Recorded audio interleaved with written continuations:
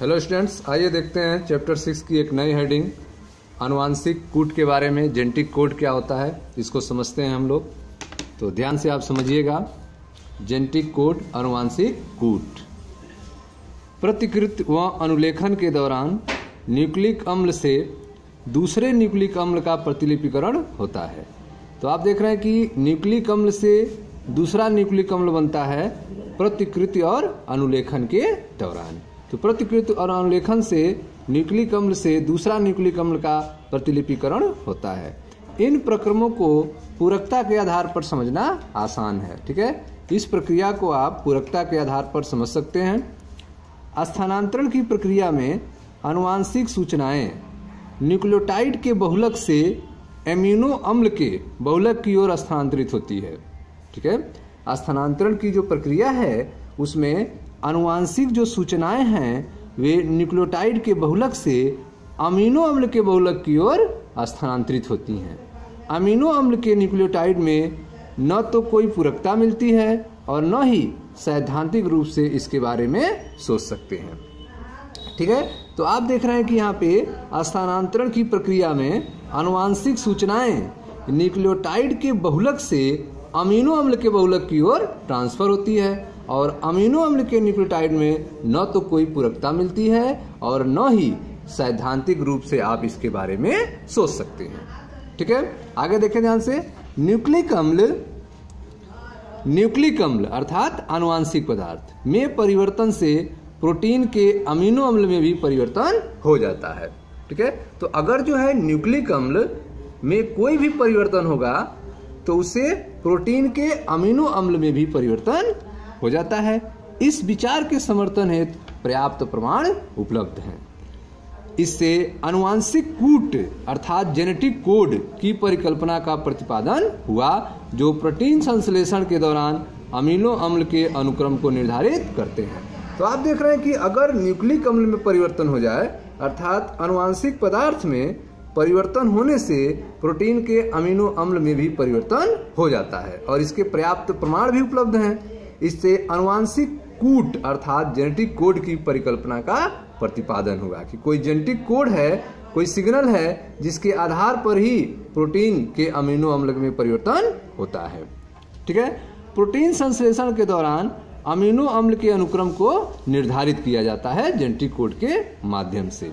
ठीक है, डीएनए की संरचना व आनुवांशिक पदार्थ के जैव रासायनिक प्रकृति का निर्धारण जितना उत्तेजनापूर्ण था उससे ज्यादा जेनेटिक कोड का, ठीक है, जेनेटिक कोड का अर्थ निकालना व प्रस्ताव करना चुनौतीपूर्ण था। ठीक है, तो डीएनए की संरचना और आनुवांशिक पदार्थ, ठीक है, डीएनए की संरचना व आनुवांशिक पदार्थ के जैव रासायनिक प्रकृति का निर्धारण जितना उत्तेजनापूर्ण था उससे कहीं ज्यादा आनुवांशिक कूट का अर्थ निकालना व प्रस्ताव करना चुनौतीपूर्ण था।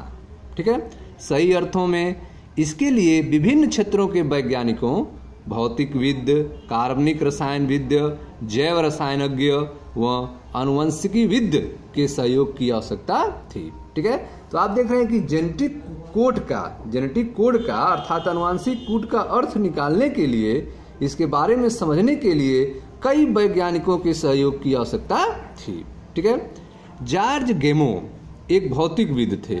ठीक है, जॉर्ज गेमो एक भौतिकविद हैं, फिजिसिस्ट थे, जिनका विचार था कि यदि क्षार केवल 4 हैं, ठीक है, यदि क्षार कितने हैं, केवल 4 हैं, तो इन 20 अमीनो अम्लों का कूटलेखन किस प्रकार से होता है, क्योंकि अमीनो अम्ल कितने हैं, 20 हैं और क्षार केवल आपके पास 4 हैं। ठीक है, तो इसके लिए जॉर्ज गेमो ने क्या कहा, जॉर्ज गेमो एक भौतिकविद थे जिनका विचार था कि यदि क्षार केवल 4 हैं तो इन 20 अमीनो अम्लों का कूटलेखन किस प्रकार होता है, अतः कूट के निर्माण में क्षारों का समूह बनता है। उन्होंने क्या बताया कि कूट के निर्माण में क्षारों का समूह बनता है। इनका विचार था कि सभी 20 अमीनो अम्लों के कूट हेतु कोड 3 न्यूक्लियोटाइडों के बने होते हैं। ठीक है, सभी 20 अमीनो अम्लों के कूट हेतु कोड 3 न्यूक्लियोटाइडों से बने होते हैं। ठीक है, यह एक बहुत ठोस विचार था जिससे कि 4 पे पावर 3, 4 घाते 3 अर्थात 4 गुणे 4 गुणे 4 अर्थात 64, ठीक है, के प्रति उत्परिवर्तन समुच्चय से 64 कोड का निर्माण हुआ। ठीक है, 4 पे पावर 3 से कितने कोड का निर्माण हुआ? प्रति उत्परिवर्तन समुच्चय से 64 कोड का निर्माण हुआ और इनसे बनने वाले कोड आवश्यकता से अधिक थे। ठीक है, 64 कोड का निर्माण हुआ और इनसे बनने वाले जो कोड थे वे आवश्यकता से अधिक थे। ठीक है, उसके बाद जॉर्ज गेमो ने क्या बताया, देखे ध्यान से, प्रकूट कोडांतरिक होते हैं। जो कोड होते हैं वे कैसे होते हैं? 3 के जोड़े में होते हैं। ठीक है, 3 होते हैं। प्रकूट अर्थात कोडांतरिक होते हैं। इसका प्रमाण देना अत्यधिक कठिन कार्य था। ठीक है, जो कोड होते हैं वे 3 होते हैं, एक साथ 3 डिजिट होता है, तो इसका सबूत देना क्या था? कठिन था। ठीक है, हरगोविंद खुराना ने निश्चित क्षारों, सहबहुलक और समबहुलक के समुच्चय युक्त आरण्य अणुओं के संश्लेषण की रासायनिक विधि का विकास किया था। ठीक है, हरगोविंद खुराना ने क्या किया?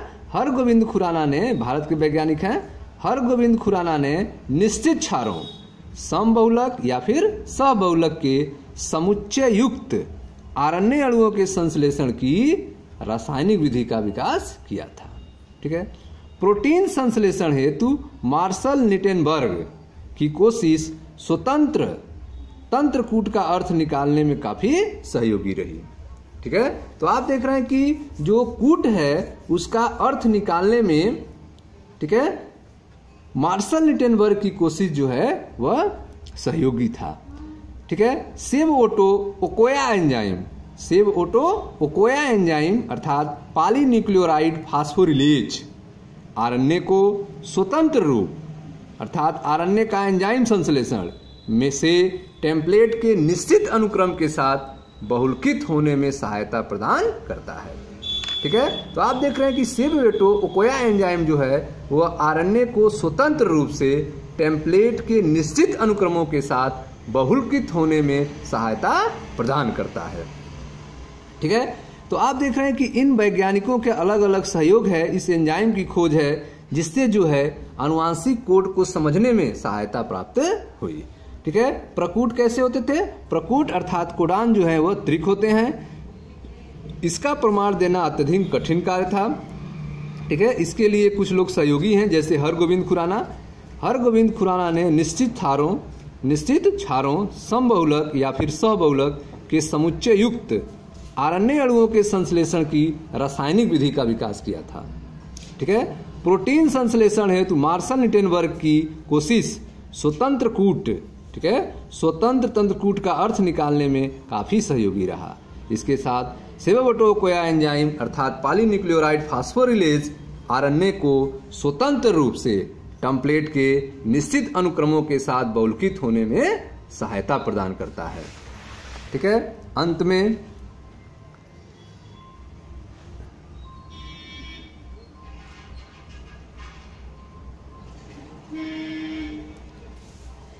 में आनुवांशिक कूट का चेकरबोर्ड, ठीक है, अंत में आनुवांशिक कूट का चेकरबोर्ड, ठीक है, नीचे तालिका 6.1 में दिया गया है।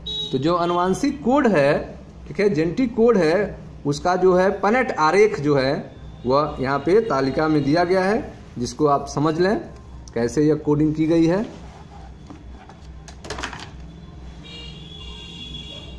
देखिए ध्यान से, इसमें जो है 3 स्थिति लिया गया है। विभिन्न अमीनो अम्लों के लिए प्रकूट, विभिन्न अमीनो अम्लों के लिए प्रकूट यहाँ पे है, कोड है। इसमें 3 स्थिति है, यह आपकी प्रथम स्थिति है, यह आपकी द्वितीय स्थिति है और यहाँ आपकी तृतीय स्थिति है। ठीक है, यह 3 स्थिति है, प्रथम स्थिति, द्वितीय स्थिति और तृतीय स्थिति। ठीक है, यहाँ पे देखें UCAG, ठीक है, ठीक उसी तरह से इधर भी लिया गया है UCAG। यहाँ पे आप देख रहे हैं कि 16 बॉक्स बनाए गए हैं। पनेट स्क्वायर में 16 बॉक्स बनाए गए हैं। आप देख रहे हैं यह एक स्क्वायर है जिसमें 16 बॉक्स को लिया गया है। प्रत्येक बॉक्स के सामने जो है UCAG प्रथम स्थिति में लिखा गया है और द्वितीय स्थिति में भी UCAG लिखा गया है। तृतीय स्थिति में आप देखें, ठीक है, प्रत्येक बॉक्स के सामने चारों को लिखा गया है, चारों कोड को। UCAG इस बॉक्स के सामने, UCAG इस बॉक्स के सामने, UCAG इस बॉक्स के सामने, UCAG इस बॉक्स के सामने लिखा गया है। ठीक है, तो इसमें आप देख रहे हैं 4 बार UCAG UCAG UCAG UCAG का यूज किया गया है। लेकिन इसमें जो है आप देख रहे हैं प्रथम स्थिति में केवल एक बार UCAG। ठीक है, इसमें भी UCAG का यूज किया गया है। अब इस बॉक्स में कैसे कोडिंग करेंगे तो ध्यान दें। ठीक है, आपको U से मल्टीप्लाई करके यहाँ पे लिखना है। ठीक है, और एक यहाँ पे एक लेटर लेना है तृतीय स्थिति से और एक लेटर यहाँ से, तो U और ये आपका U, ये आप लिख दिए। फिर U, ठीक है, दूसरा लेटर आपका है U और फिर आपका दूसरा लेटर C, फिर U A, ठीक है, फिर U G। ये आपका बॉक्स कंप्लीट हुआ। अब इससे शुरू करते हैं UC C, UC A, ठीक है, UC G। ठीक है, ये कंप्लीट हो गया आपका। UA C, UA G। ठीक है, ये कंप्लीट हो गया। फिर UG C, UG A, UG G। ठीक है, तो ये आपका कंप्लीट हो गया। फिर यहाँ दूसरे को उठाते हैं तो CC U, ठीक है, CC C। ठीक है ना। तो इस तरह से इसमें जो है आप देख रहे हैं कि मल्टीप्लाई करके यहाँ पे लिखते चले जाते हैं। ठीक है,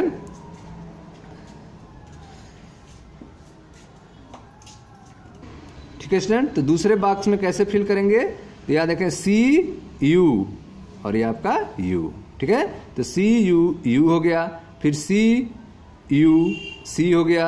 ठीक है, फिर CU A हो गया, फिर CU G हो गया। ये कंप्लीट हो गया। फिर अब इसको लेंगे CCU, ठीक है, CC C, CC A, CC G। ठीक है, इस तरह से इसको पूरा हम कंप्लीट करेंगे और यह आपका कोड तैयार हो जाएगा। ठीक है, जो 64 कोड का निर्माण हो जाएगा। ठीक है, आइए आप देखते हैं इसकी विशेषता क्या है। आनुवांशिक कोड की विशेषता क्या है, इसकी प्रमुख विशेषता के बारे में चर्चा करते हैं। तो ध्यान दीजिए, आनुवांशिक कोड की प्रमुख विशेषताएं ध्यान समझिएगा। पहली विशेषता है इसकी को प्रकूट जो होते हैं वे त्रिक होते हैं। जैसे आपने देखा UUU, UUC, UUA, UUG, तो प्रकूट हमेशा क्या होते हैं, त्रिक होते हैं। ठीक है, 61 प्रकूट अमीनो अम्लों का कूट लेखन करते हैं। ठीक है, 61 जो प्रकूट हैं वे अमीनो अम्ल, टोटल कितने होते हैं, 64 होते हैं। टोटल प्रकूट कितने होते हैं, कोड 64 होते हैं, जिसमें से 61 कोड जो होते हैं वे अमीनो अम्ल का कूट लेखन करते हैं। वहाँ 3 प्रकूट का कूट लेखन नहीं करते हैं। जो 3 प्रकूट हैं वे कूट लेखन का काम नहीं करते हैं। इस कारण से यह रोध प्रकूट के रूप में कार्य करते हैं। अर्थात यह जो 3 हैं वे स्टॉप कोडोन के रूप में काम करते हैं। ठीक है, तो आप देख रहे हैं 61 जो हैं वे अमीनो अम्ल के कोड का काम करते हैं, लेकिन जो 3 हैं वे रोध प्रकूट अर्थात स्टॉप कोडोन का काम करते हैं। ठीक है, तो वह है आपका UAA, UAG, UGA। यह तीनों जो हैं आपके स्टॉप कोडोन हैं। ठीक है, यह रोकने का काम करते हैं। बाकी आप 61 देख रहे हैं वे सब आपके अमीनो अम्ल के कूट लेखन का काम करते हैं। ठीक है, तो यह पहली विशेषता है आपकी। आपने देखा कि प्रकूट त्रिक होता है।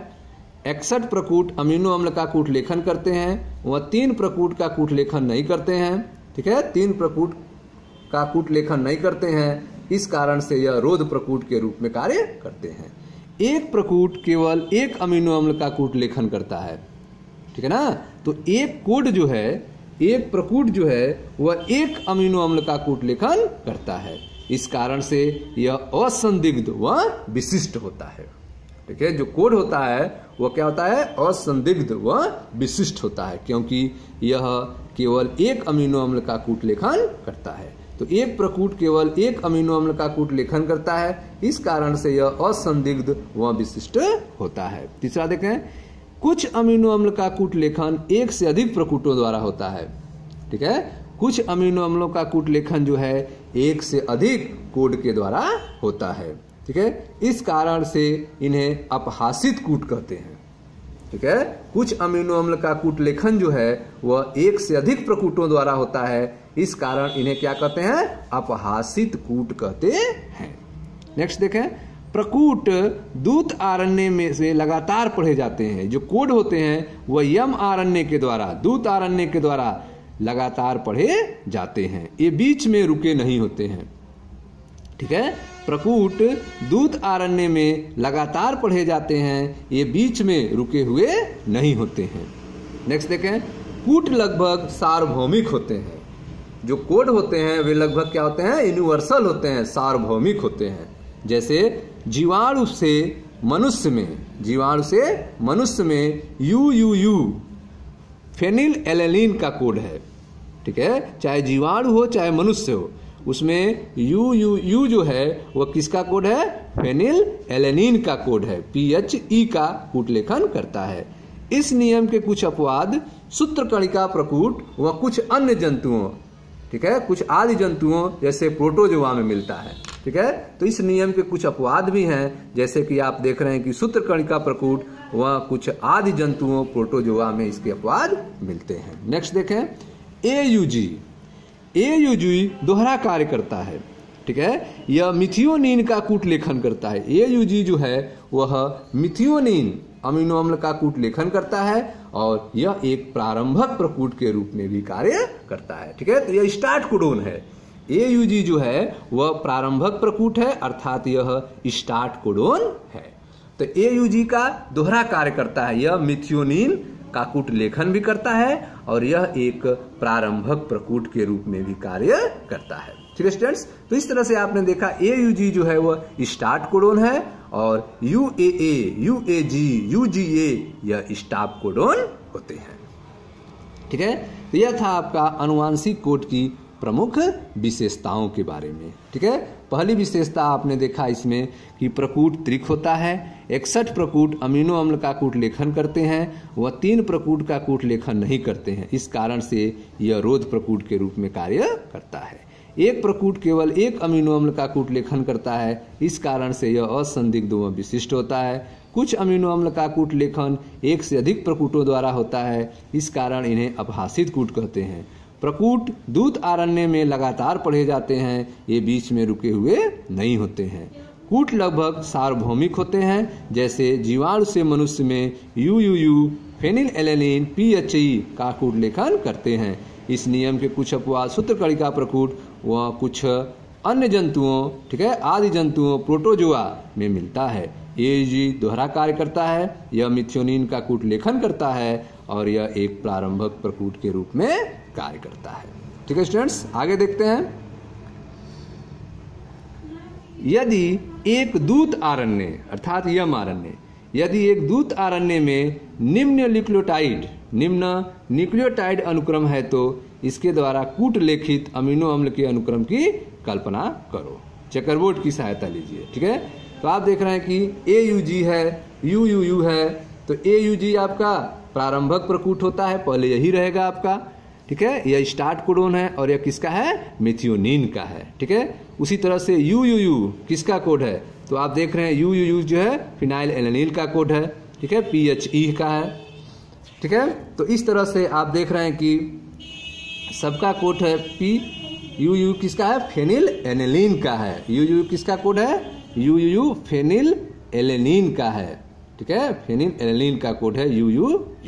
AUG किसका है? यह मिथियोनिन का कोड है। ठीक है, तो इस तरह से आप देख रहे हैं यहाँ पर दिया हुआ है, इसके लिए आप चेकरबोर्ड में देख सकते हैं, सबका जो है आगे दिया गया है। UUC भी किसका कोड है? यह है फेनिल एलेनिन का यह कोड है UUC भी। ठीक है ना, PHE जिसको लिखा गया है। ठीक है, तो इस तरह से आप चेकरबोर्ड की सहायता से इसको आप अमीनो अम्ल में परिवर्तन कर सकते हैं। अब इसके विपरीत के बारे में बताओ, इसके उल्टा के बारे में। नीचे दिए गए दूत आरण्य द्वारा कूट लेखित अमीनो अम्ल के अनुक्रम है। ठीक है, आरण्य में न्यूक्लियोटाइड अनुक्रम का पता लगाओ। अब आपको आरण्य में न्यूक्लियोटाइड अनुक्रम का पता लगाना है, जैसे यहाँ पे दिया गया है आपका। ठीक है, मिथियोनिन फिनिलिन इस तरह से दिया गया, इसका आपको कोड लिखना है। ठीक है स्टूडेंट्स, तो कमेंट बॉक्स में आप इसका कोड लिखिएगा। ठीक है, ओके स्टूडेंट्स, आगे देखें। क्या आप इसके विपरीत पता लगाने में परेशानी महसूस करते हैं? क्यों? क्या आप अब आनुवंशिक कूट की 2 विशेषताओं के बारे में सामंजस्य बिठा सकते हैं जिसके बारे में आप पढ़ चुके हैं? ठीक है ना स्टूडेंट्स, तो इन सारे क्वेश्चन का आंसर आपको मिल चुका है। यह जो आप देख रहे हैं इसका कोडिंग करना है आपको। जैसे आपका MET मेथियोनिन है, इसका कोड क्या होगा? UAG होगा।